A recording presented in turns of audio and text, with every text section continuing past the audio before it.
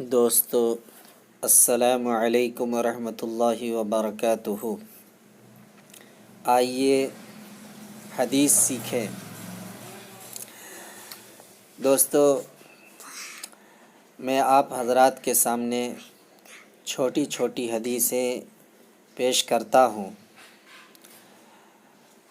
اگر یہ آپ کو اچھی لگے تو آپ ضرور اس کو آگے اپنے دوستوں میں شیئر کریں۔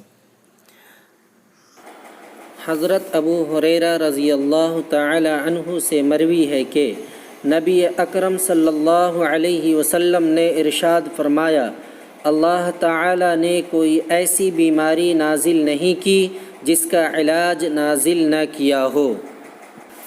حضرت عائشہ رضی اللہ عنہا سے مروی ہے کہ نبی اکرم صلی اللہ علیہ وسلم نے ارشاد فرمایا، بخار جہنم کی لپٹ میں سے ہے، اس کو پانی سے ٹھنڈا کرو۔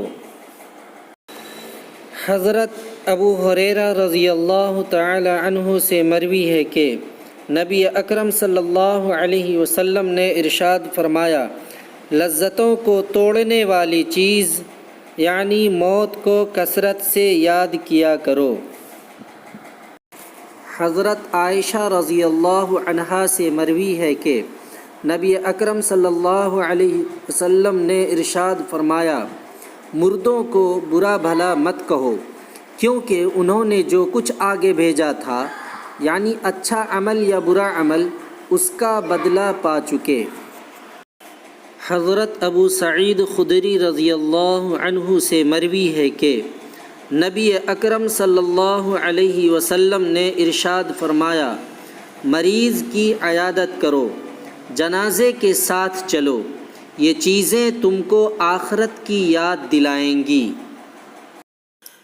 حضرت ابو ہریرہ رضی اللہ عنہ سے مروی ہے کہ نبی اکرم صلی اللہ علیہ وسلم نے ارشاد فرمایا، جو شخص قرآن کو خوش الحانی سے نہیں پڑھتا وہ ہم میں سے نہیں ہے، یعنی ہمارے طریقے پر نہیں ہے۔